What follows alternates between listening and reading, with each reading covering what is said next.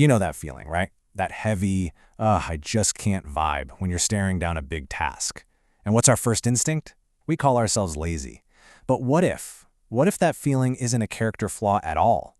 What if it's actually a signal, pointing to something way deeper?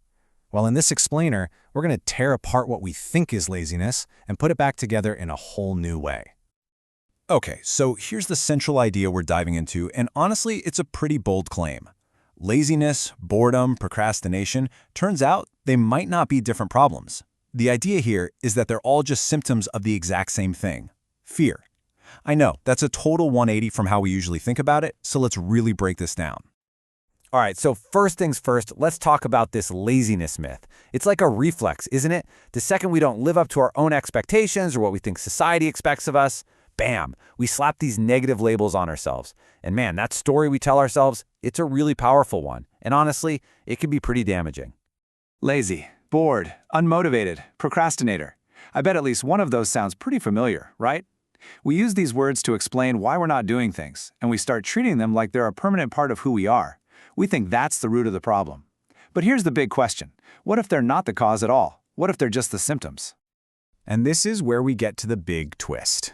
The real culprit here, the engine that's actually driving all this in action, it's not a lack of willpower.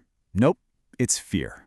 It's literally our brain's ancient primal protection system slamming on the brakes, trying to shield us from some kind of emotional threat. So let's put these two ways of thinking side by side. The old way, the myth, sees laziness as some kind of character flaw, something you just need to fix with more motivation. But this new view, it reframes laziness as fear, which is just a natural emotional response. And think about it. You can't really fix an emotion, right? You have to manage it. And the key to managing this particular fear isn't more motivation, it's action. Okay, so why does this fear show up looking like boredom or procrastination? Well, it's because in our modern world, we're not exactly running from saber-toothed tigers anymore. The threats we face are way more subtle, and so are our brain's ways of trying to protect us. Just take a look at modern boredom. I mean, with a million distractions right in our pockets, are we really ever bored because there's nothing to do? Or is boredom just our clever way of escaping? An escape from being alone with our own thoughts, our anxieties, and all those big, scary questions we'd rather just not think about. See, it's not about a lack of stuff to do. It's a fear of looking inward. And procrastination? Oh man, that's an even clearer example. I mean, come on, nobody puts off writing that big report because they just love staring at a blank screen. We do it because we're afraid. We're afraid of failing, afraid of what other people will think. Maybe we're just afraid of how huge the task feels. And sometimes, get this, we're even afraid of succeeding and all the new pressure that would bring.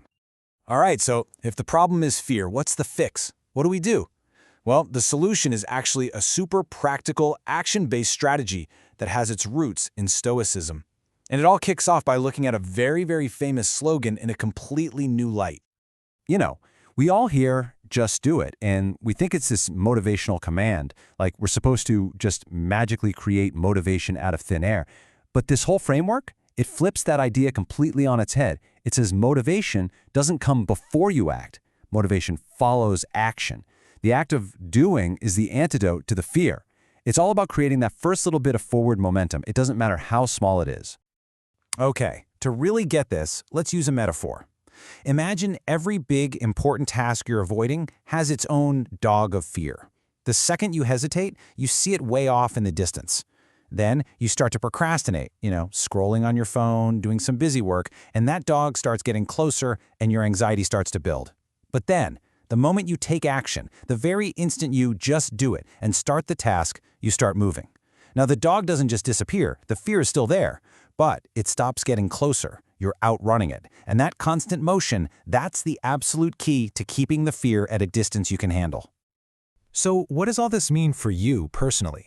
Well, this whole idea isn't just some abstract theory. It's a real, practical tool for understanding yourself better.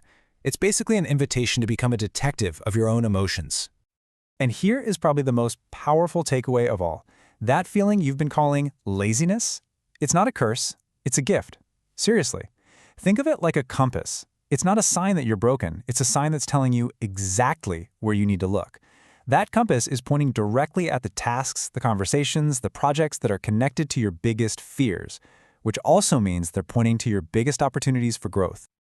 So, I want to leave you with this one final thought. The very next time you feel that familiar pull of laziness, just for a second, don't beat yourself up about it. Instead, get curious. Just pause and ask yourself this one simple question: what am I really running from?